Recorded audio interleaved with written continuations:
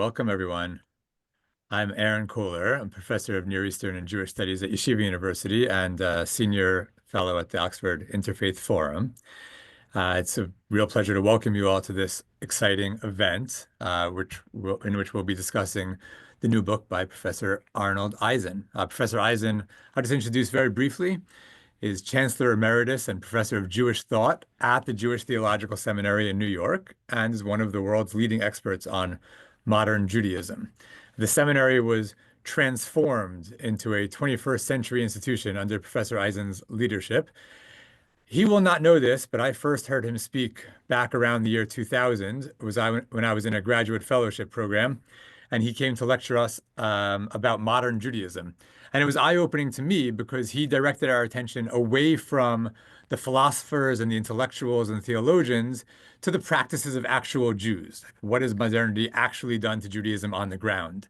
And in some ways, that adumbrates the method of the book that we're going to be discussing today, too.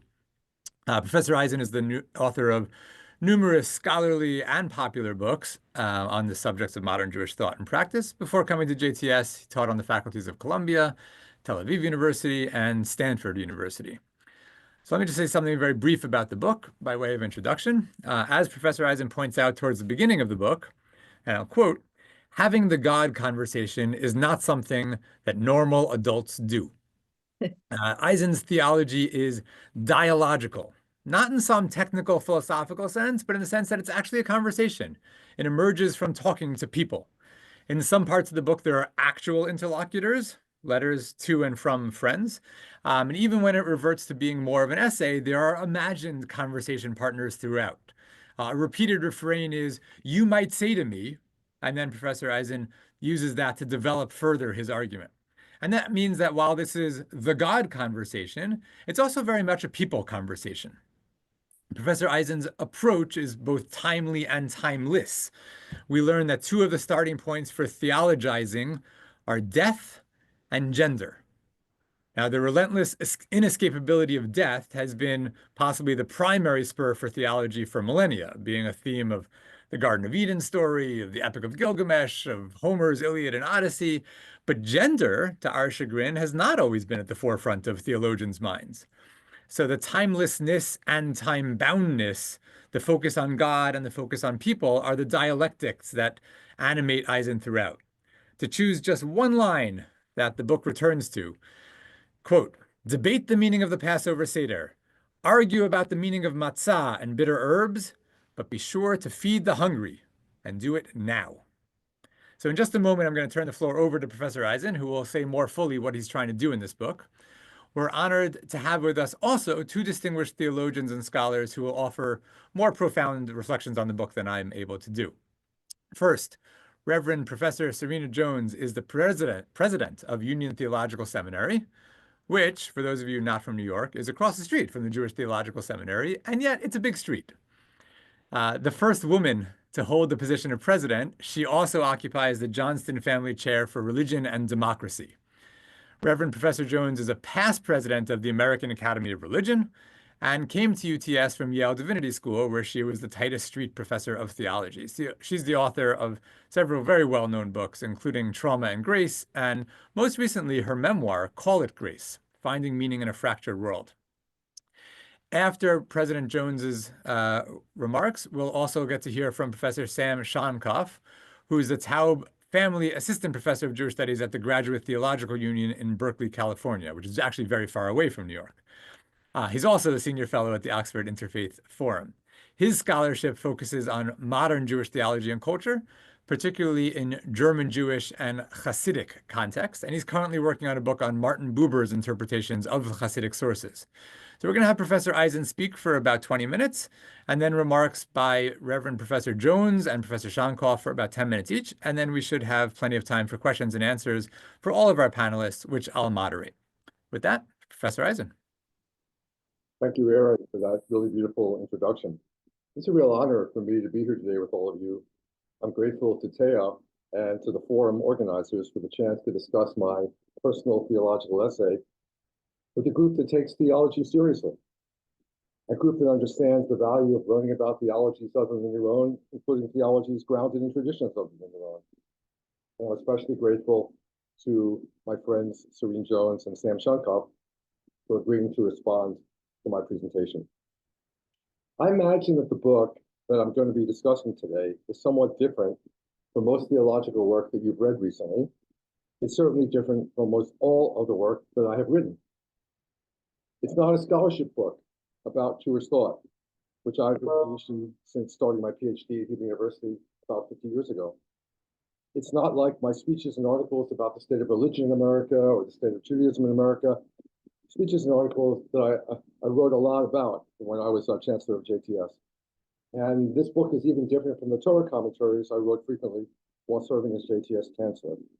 I realized as my term as Chancellor was about to come to a close in 2020, that there was something I needed to do and had been avoiding. And as long as I had 12-hour days, 6 days a week as Chancellor, a role that I think my friend Serena Jones knows very well, I had every excuse in the world not to set my mind to it. And I was Chancellor of the Jewish Theological Seminary, which is an institution known for its aversion to Jewish theology. There are not a lot of Jewish theologians who've been at JTS. One thinks about Mordechai Kaplan and Abraham Joshua Heschel and Yale Gillen, but these were the exceptions to the rule.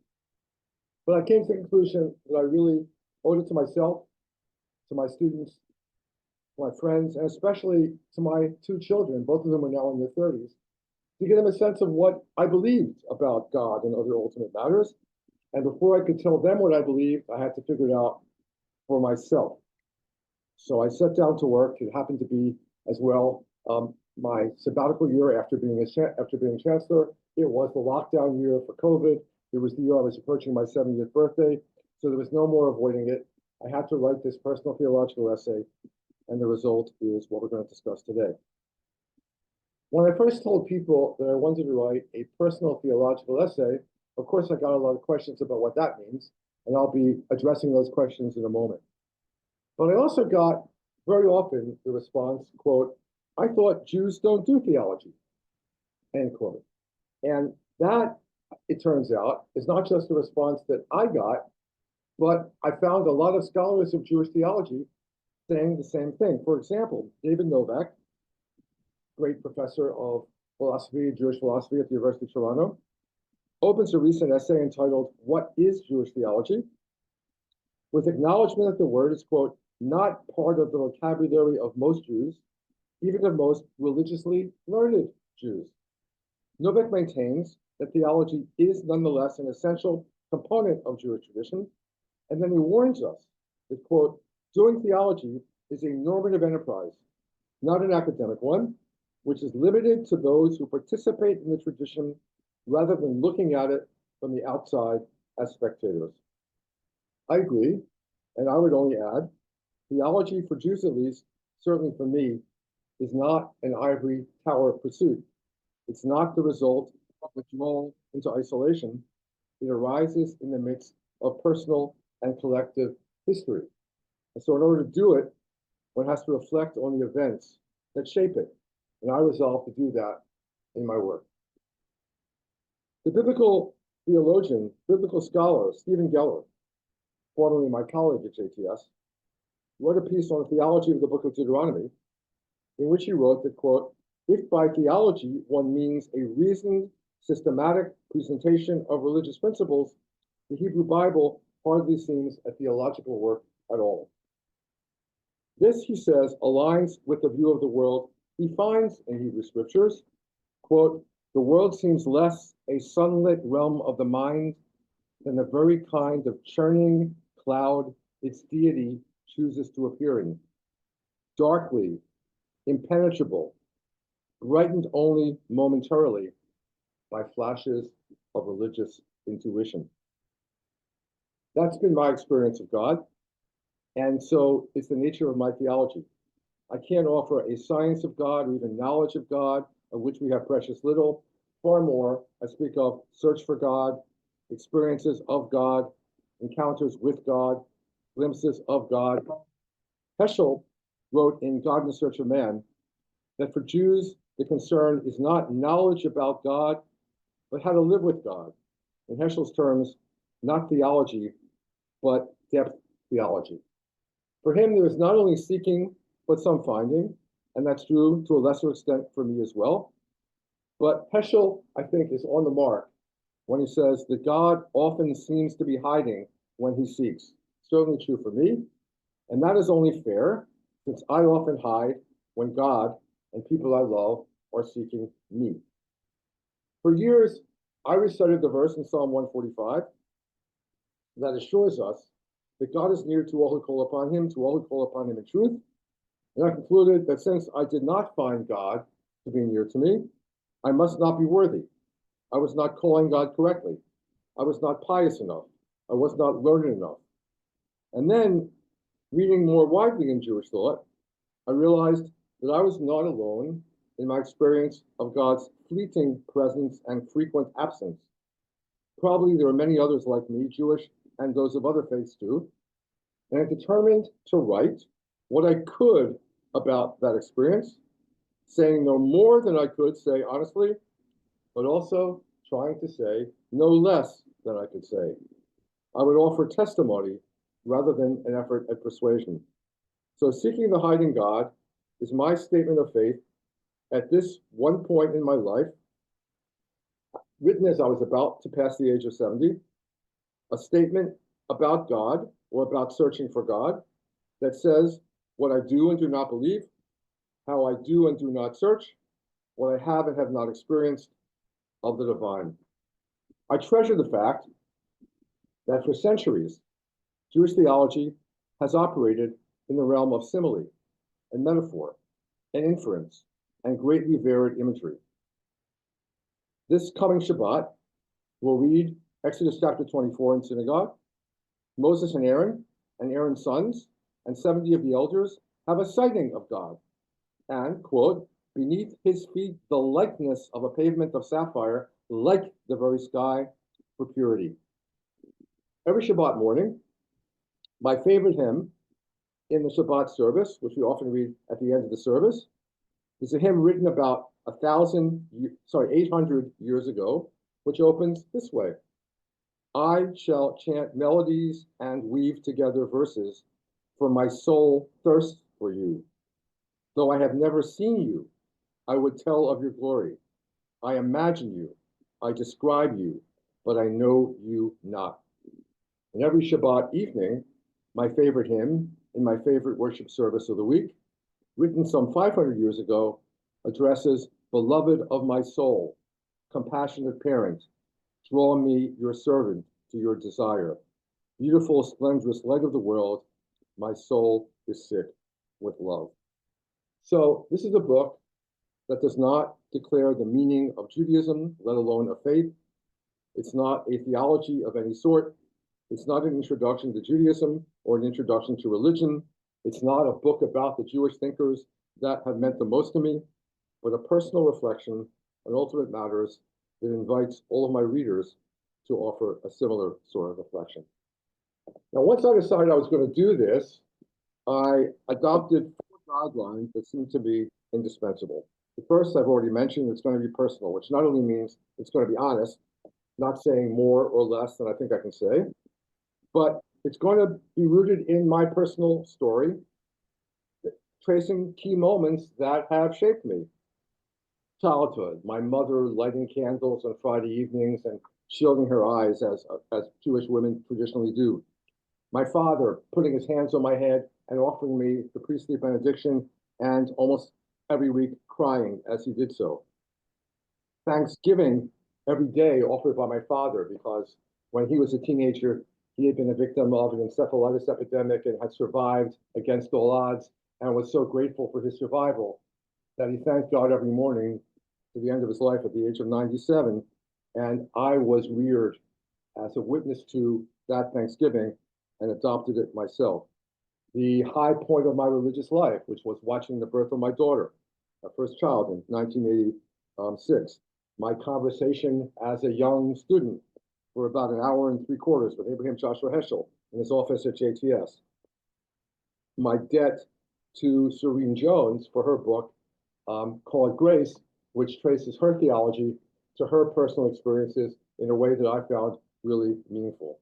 There are lots of sources of this book, and I think that an author of a theology owes it to the reader to lay out what those sources are so you can compare notes, as it were, and see what influenced you in your thinking, in your belief, in your non-belief, in the sort of faith that you are holding.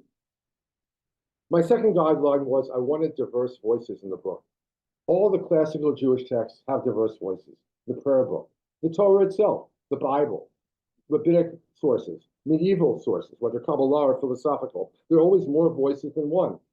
So I wanted to have more voices than one in the book. I wanted women's voices. I wanted younger people's voices. I wanted voices from those who challenge faith. And I found this, first of all, by writing a series of letters to good friends whom I knew held different sorts of faith than I do, and writing letters back from them in their voices. So their voices are in the book as well as mine. A friend, for example, whose entire medical career was shaped by Martin Buber's notion of I and thou.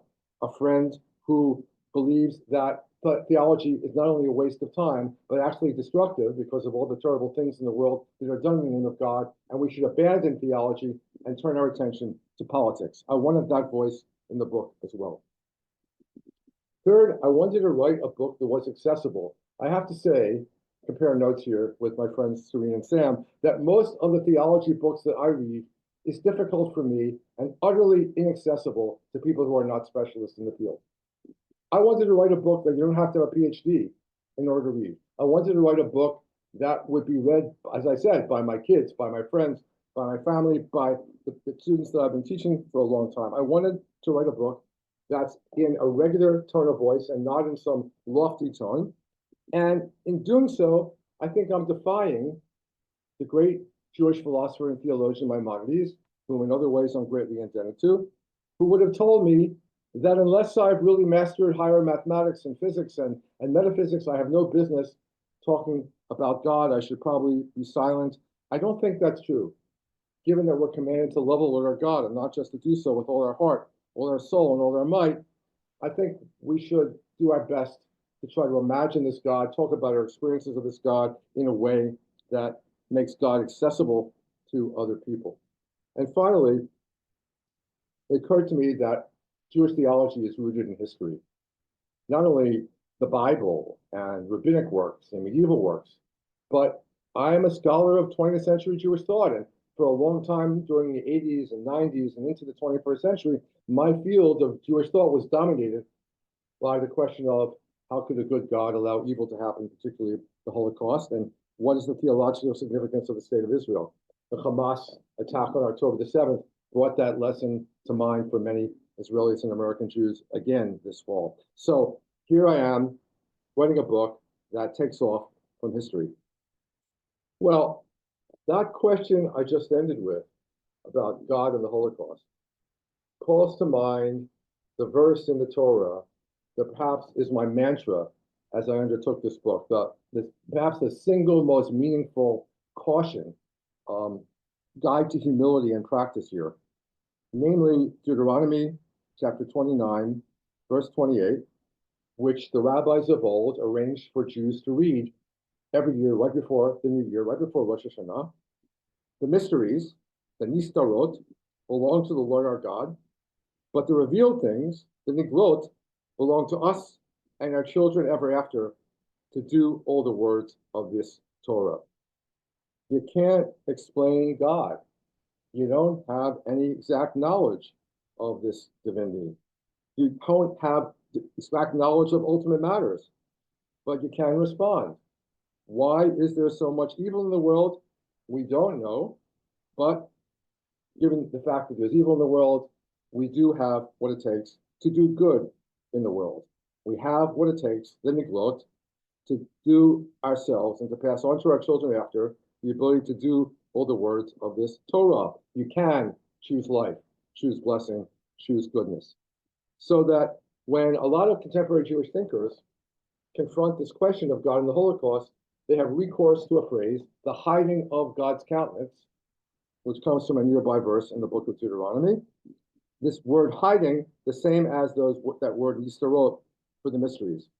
We have what it takes. We don't have God's countenance available, but we have the ability to do works of justice and compassion. We have the love stored up in us from God to love one another And I have to say, being a child of the 60s, as I thought about this, I was inspired not only by the Torah and the rabbis, but by the Rolling Stones, who gave us the immortal truth. You can't always get what you want. No, you can't always get what you want. But if you try sometimes, you just might find that you get what you need. And that, I think, is the lesson that was offered by the book of Deuteronomy here, lesson of Judaism. Well, I want to understand how one can live in a relationship to God without this knowledge that one craves. And I had many guides in this, the most important of which I've already mentioned, Abraham Joshua Heschel, whose books made an impact on me, whose person made an impact on me, whose political activity made a great impact on me, his piety, his learning, his courage. And I asked myself the question about Heschel, how did a man with that piety and that learning and that immersion in Jewish tradition manage to become a close friend, a political ally, a theological partner of two great Christian leaders in the latter part of the 20th century, Martin Luther King and Reinhold Niebuhr? These friendships are unusual among leaders of religious traditions, and I wanted to understand what it was that Heschel believed and did not believe that made this so possible for him. And I just want to spend a few moments talking about the lessons I learned from Heschel before I turn the floor over to Serene and to Sam. For one thing, it's clear from Heschel's great chapter 9 in Man is Not Alone that Heschel is motivated by profound personal religious experience of God's presence. You have to understand, here's a man who several years before he wrote this book in 1951 had lost almost his entire family to the Nazis. He doesn't conclude that God was there somehow okaying that event, but God was not there to save them from that event either. For Heschel, this is a mystery. He writes a chapter in Man is Not Alone called The Hiding God. But because of his experience of the divine, he's able to counter these experiences of negation and death and suffering and evil.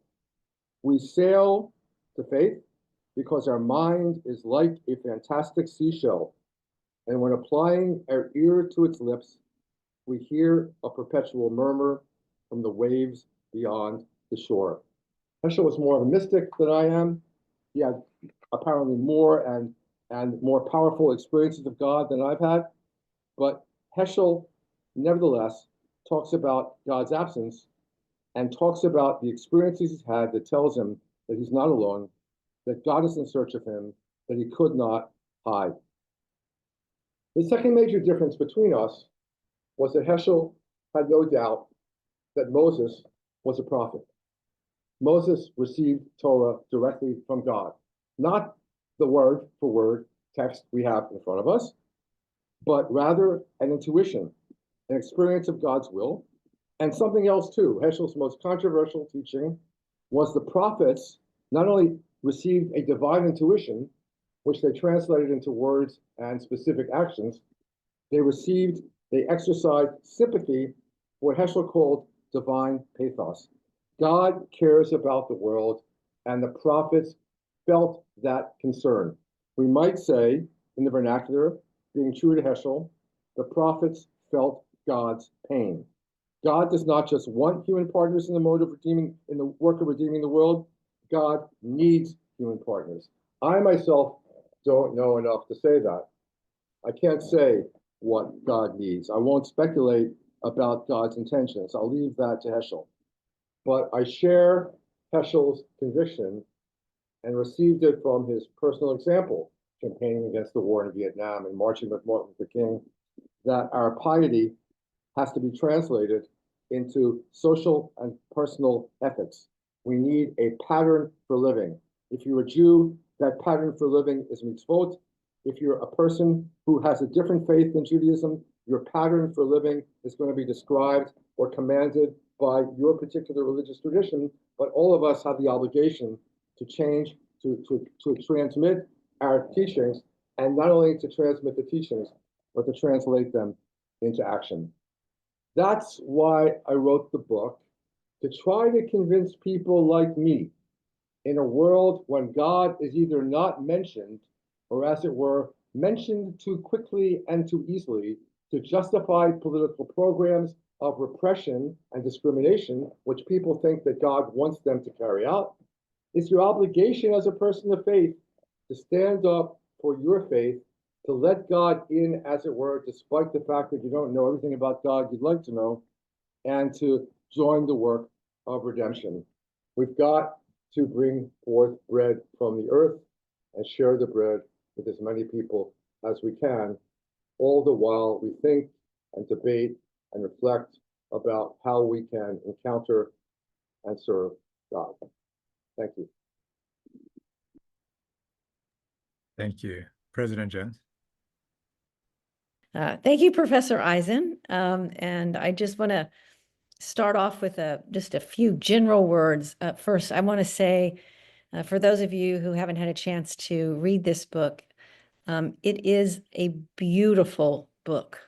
It is a pleasure to read, and it is written with such elegance and grace and attention to form that just the experience of engaging in the voice of Arnie as a theologian is a delight, even at its hardest points.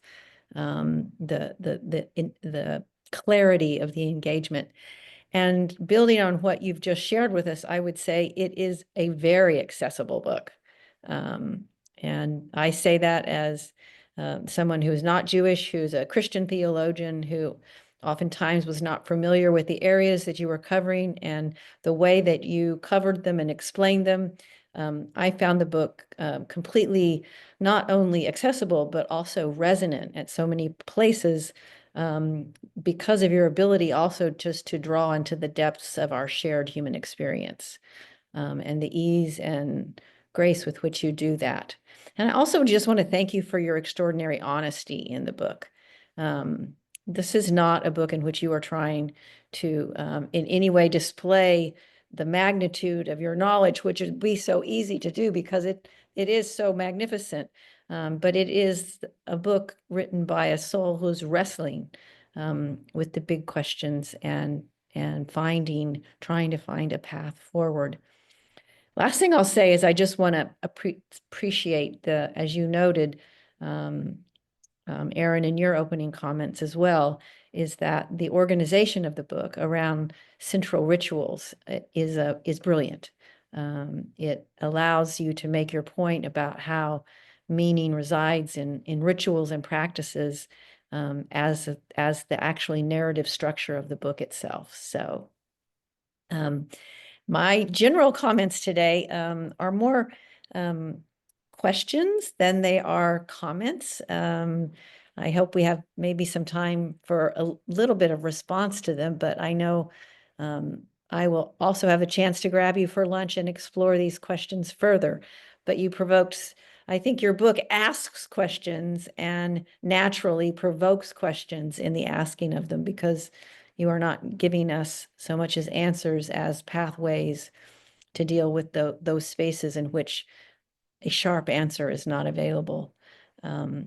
So one opening, this is not a question, perhaps there's a question embedded in it, but I was very much struck from the beginning by the fact that you're talking about the hiding God, not the hidden God. And in a sense, the distinction there is a kind of agency with respect to the divine, but also an agency with respect to the human that is acknowledged in the very title itself. Even seeking it as a verb is something that we are doing and God is doing.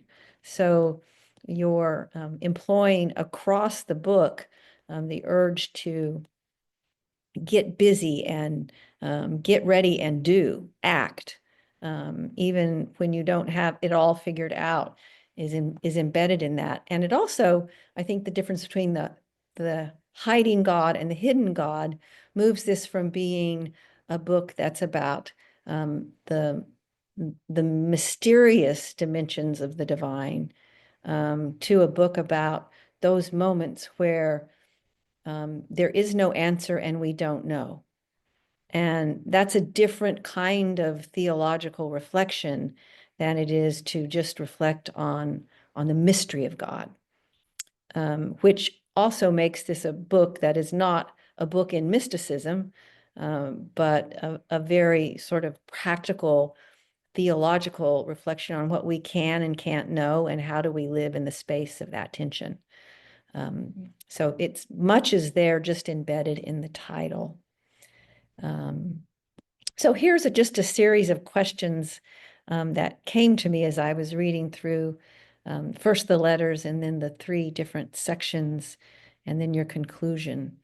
So first of all, the section on the practice of Passover was so powerful as a model of what it means to have conversations that are productive of not just insight, but questions that give rise to insight or questions that give rise to more questions, but the importance of multiple voices being involved in the conversation. That theology is not something that ever happens in isolation.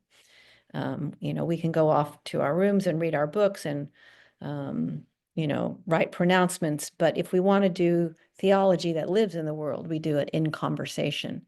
And that left me thinking about, and these really all my questions have to do with this particular moment in time. And as I was reading through the Passover section, I was wondering, in terms of practices, what kind of models do we have for those times when the table itself is so divided that you can't even get the voices at the table to have the conversation? I feel like that's reflective of our nation at this point in time. I think a lot about what does it mean to have even minimal theological conversations when particularly as I experience it every day at Union in the Christian community, the divides are so incredibly sharp and the gulf between the positions are so enormous. So does Passover have something, does the Seder have something to offer us in that? Secondly, in your section on the covenants of mitzvah and love, what a beautiful reflection. I think finally, at the end of the day, the whole book is a book on love. And I was going to ask you, you always say over and over again that the answers are never, if they exist, are never simple. But if there was one simple thing that you can say about this book and about God, it is love. It is that God loves us and we are called to love God and love each other. That seems to be the guiding truth underneath all of it theologically. And the question that came to mind in that, I was particularly struck by your quote from Torah when you say, after death, be holy. Do good however and wherever you can. And I was recently on a conversation with a number of other presidents of theological schools about the recent colleague letter to colleagues from the White House on higher education. And a discussion immediately arose around, well, acknowledging that none of this appeared to be legal. But what was missing from the conversation at the level of leadership was a discussion of how does one act in a way that is good versus what is permissible and what is, quote, legal. And that caused me also then to think about in your own reflections, the relationship between law and goodness, and law understood theologically and civilly. And thirdly, in your section on Yom Kippur, I just can't help but ask you this question, having been a partner president with you across the street for so many years. Arnie started 1 year before I did, and we both took on building projects at the same time. And we were both theologians, but we barely had time to talk theology because we were talking about, real estate deals in New York City, which actually is a distinctly non-theological endeavor. But I couldn't help but wonder how your years of being the chancellor of JTS, even more generally being in the position of having to run an institution, impacted the way that you think theologically about the hiding God. And did things shift in your own theology because of that experience? So I would love to hear about that. And then the last question is a question that I thought about throughout the book, and it's a reflection also on how really excellent the book is in centering practice and centering ritual. And it's my pondering of the question of whether or not the forms of theological education that we have in place to prepare rabbis, ministers, chaplains, religious leaders are actually suited to the task of raising the kinds of theological questions and centering ritual in the way that you have. And how might we think about what other forms of education might do this better? I was struck, I must say, about the very poignant acknowledgement that when you talk about these moments of intuition in which there's flashes of the divine, that those moments of intuition are formed, their possibility is formed inside of us collectively, and most often they're formed in years and years of ritual family practices.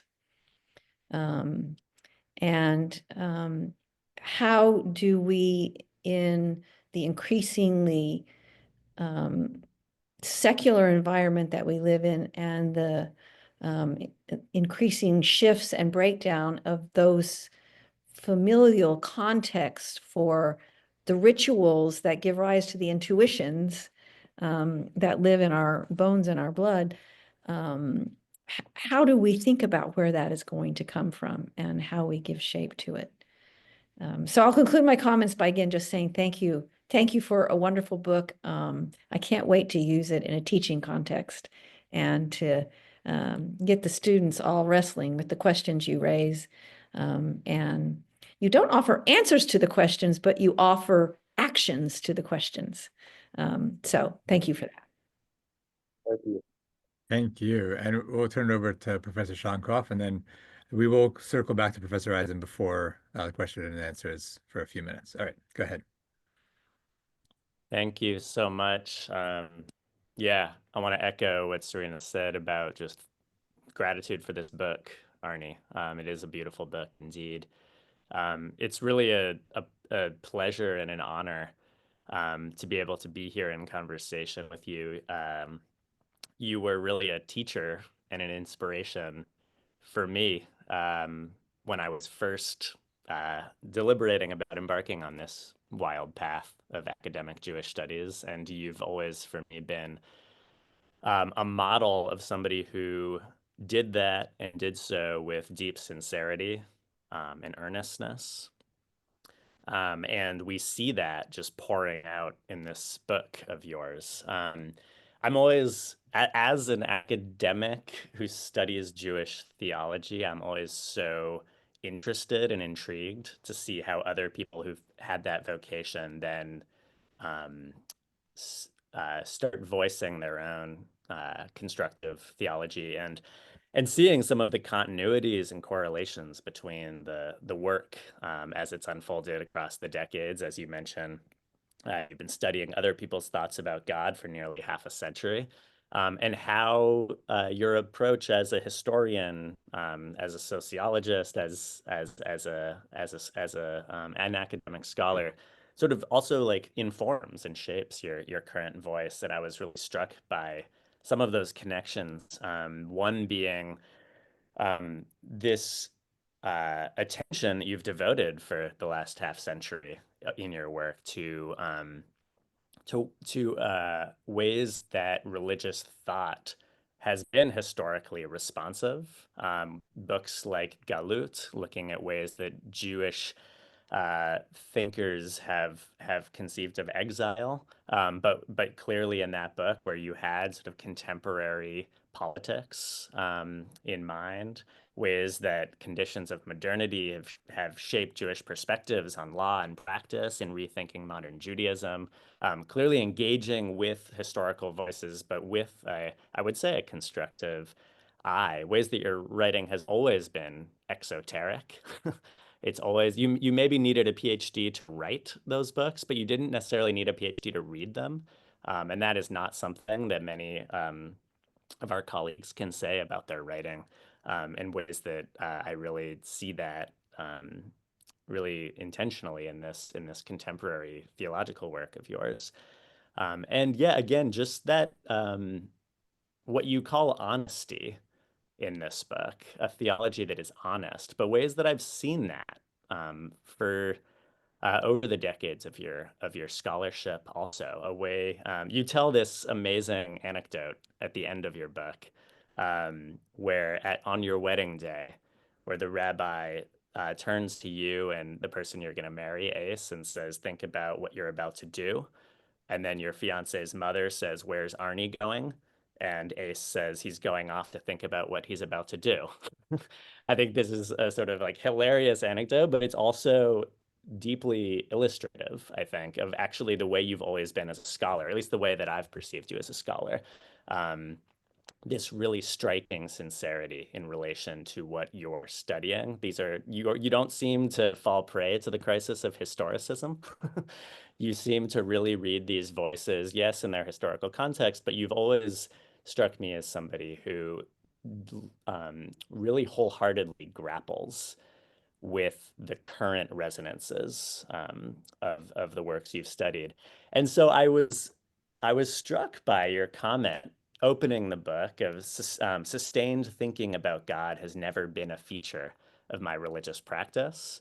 And you even in your bio at the end of the book, you say this is your first published work of theology. And of course, we can appreciate the difference between historical theology and constructive theology. But that's one of my questions. Like, I'm curious, as you put this book together in a way that felt really new to you, really breaking new ground in your own contemplation and religious reflection. I'm curious if it helps you in any way appreciate actually the theological dimensions that were always present in your scholarship over the years. I want to really think with your commitment that you declare in the introduction and really practice throughout the book, of writing a theology that's responsive to history. That is all too rare, I think, in contemporary theology, where there's this kind of modernist split between spirituality and politics, between religion and social concerns. I think that in a way also is nourished by the form of the book that Serene drew attention to. I love how the book begins and ends with letters. That is so innovative. That's a real chiddush in Jewish theology, and it's really effective. And I agree that sort of at the core of this book is love.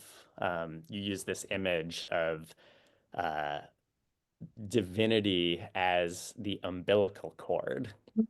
that is through which love flows and actually animates our relations. There was something really moving to me about that image, where your theology in response to history, as you describe it, is really also inseparable from ways in which your theology is responsive to relations in just a fundamental way. As someone who does scholarship on Buber, I was struck by really references to Buber throughout, and ways that this commitment to theology being actually embodied in relation, not just exemplified or sort of symbolized or illustrated in some way by relations, but actually truly ontologically, epistemologically inseparable from our most intimate relations. And ways that I see this intermingling of what in Hasidic studies we would call drashas and mises, right? Ways that you have a sort of theoretical, intellectual meditations that are completely flush with anecdotes and narratives from your own life. And this statement that you have that really resonates, that little that is truly important in life can be learned alone. I think there's a way in which this book really demonstrates how, in this day and age at least, it is impossible to be a good theologian and a crummy human being.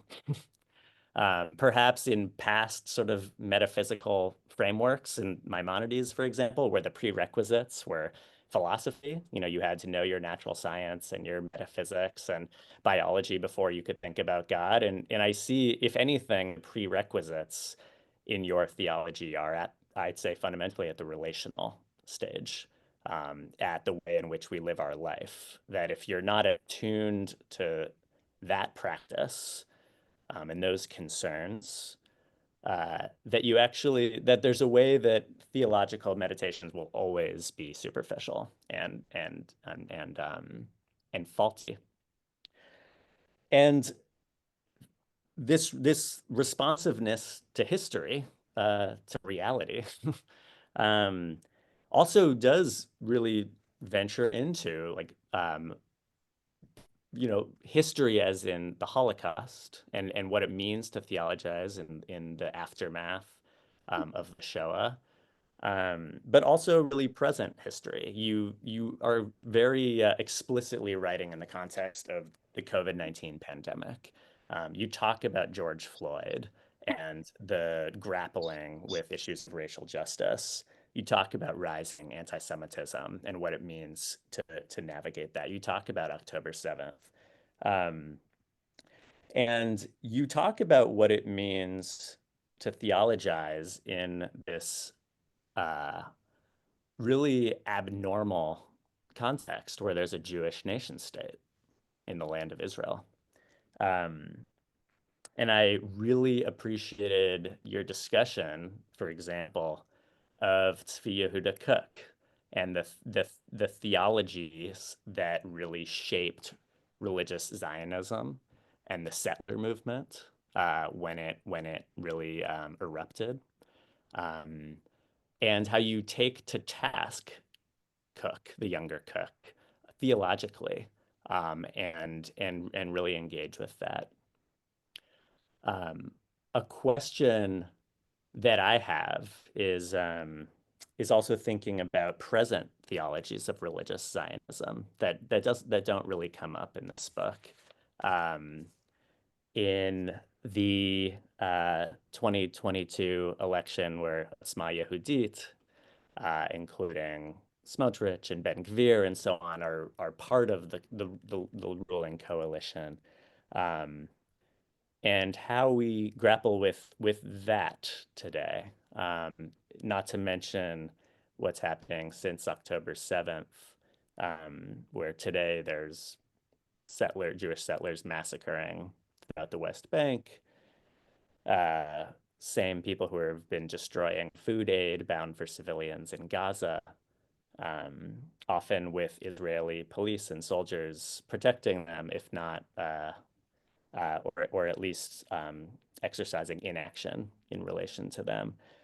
You talk about some of the certainties of religious figures in the world that have threatened to sort of muffle your own still small voice of theological expression.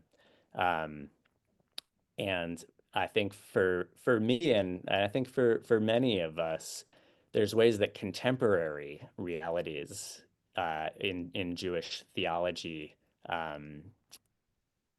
are that these are some of the things that choke us up in our theological voices. I would love to hear more about engagement with present realities in that. I got the 1 minute sign, so I'll close here.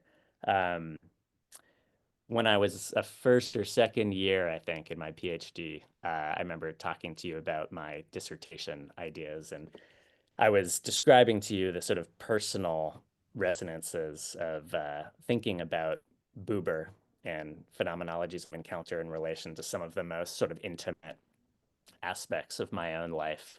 And I remember you affirmed that, and you also offered some cautionary words of careful about taking on a project where you are intellectualizing things that feel deeply personal. And I guess my last question to you is, given that this book really is deeply personal, how's that going for you? What does it feel like to take that shift where you are unabashedly and wholeheartedly writing about and thinking deeply about the most personal elements of your life and practice, and how does that impact who you are as a thinker, as a Jew, and a human being? Thank you so much for this beautiful book, and I look forward to discussing more. Thank you, Sam. So I think we'll turn it over to Professor Eisen for some thoughts now. If people do have questions, please put them in the chat. I don't know if we'll have a chance to get to very many of them, but there have been so many good and probing questions already that I think there's ample material to discuss. So let's give it to Professor Eisen, and we'll see what we can get through in the next few minutes. I said, Aaron, was maybe we can get those questions to me and I can somehow answer them after the session by email. Yeah, we'll try to do that. Every writer is grateful to readers, but when you write a book like this, which for me was unlike anything I've ever done before and very difficult, I cannot tell you I'm overwhelmed by appreciation and gratitude for the responses that Serena and Sam gave. One of the reasons we treasure our friends is because they get us as we are, or as we like to think we are, at our best. And you both got my book the way I wanted my book to be read and understood exactly what I was trying to do and appreciated the degree to which I did it. So I think we only have like 3 or 4 minutes, Aaron, if I'm correct, right? So very, very briefly, to Serena, yeah, the book turns out to be a book about love, and I didn't have this book like laid out in front of me before I started writing it. I didn't know what this book was going to be when I sat down to begin it, and I did not know that it was going to turn out to be a book about love. And then I was struck that someone you may know, a friend of mine, Rabbi Shai Held, has just written a book called Judaism is About Love. It seems to be that it's necessary that we send this message out there, and that and send out the faith statement that when we love, we are somehow drawing on the storehouse of love that God originally bestowed upon us and continues to bestow upon us. And I make a statement like that in faith that it is correct. I have no doubt what it means, let alone the ability to prove that it's correct. But I live my life out of the conviction that it's correct. And I think that you're right. We need to ask this question about love, and this is a time and a place in Israel, in America, in the world that's obviously calling upon all our resources. Our love is going to be tested. And I say, as someone impacted by Heschel, that our courage is going to be tested. The courage of our faith is going to be tested, because we're going to have to be out there in defiance of of those who are busy telling us what God wants and what the right thing to do is, when we know that that's not what justice demands. It's not what compassion demands. So that's one response. One of the things I learned as the leader of JTS, which I'm sure every other leader on the call, certainly Serene, has learned, that when you're the leader of an institution, you're not a dictator, you're the head of a team. And you really want people with you and behind you and in front of you who know what it is you want to accomplish, but have the wherewithal and the intelligence and the ambition and the initiative and the originality to take your institution in directions that you would not have been able to imagine, but after the fact you say, yeah, that's exactly what I would have wished to be done.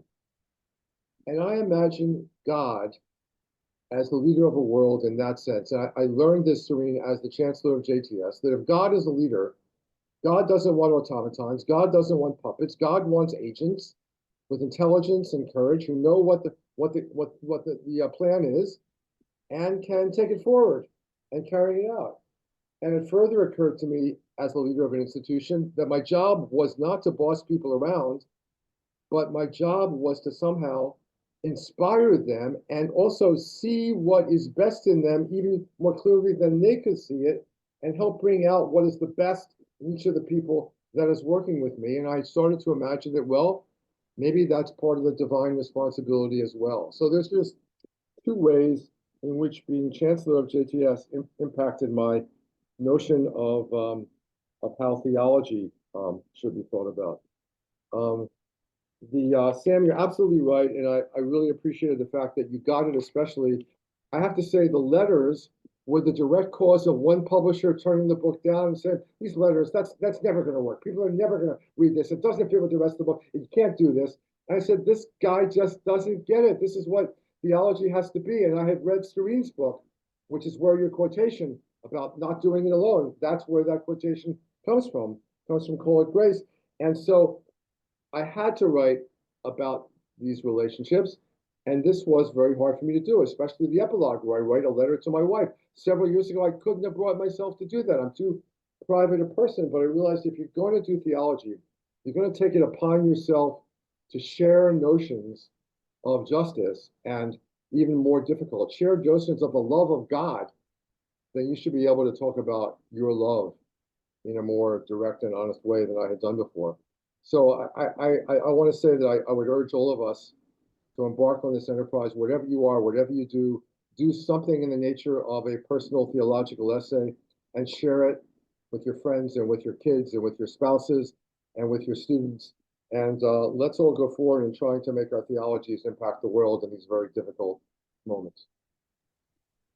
Thank you so much, Professor Eisen. That was fantastic and a really fantastic way to close this. So yes, if there are questions, we will forward on to you. Sorry, we didn't have a chance to engage too much today with other people, but again, the appointed interlocutors were so thoughtful that I think that was more than the discussion we could have hoped for. So thank you to all of you. I'll just close by also letting everyone know, I'll put this in the chat, but Taya has organized a fantastic event for this coming Monday, the 24th of February. Oh, all right. We both put it in the chat. With Professor Anantandand Rambashan on the really remarkable topic of the paradox of religion as peacemaker and contributor to violence, which of course is one of the striking facets of religion in the modern world. So that's part of the Johannes Lehnemann Interfaith Peacebuilding Lecture, which happens every year. And I'll encourage you all to register for that and attend. On that note, thank you to all of you for being here, and for Professor Eisen and Professor Shonkoff and Professor Jones for their wise words and insights. And I hope you take it with you into an inspiring and inspired weekend. Thank you. Thank you all. Thank you. Thank you, Arnie.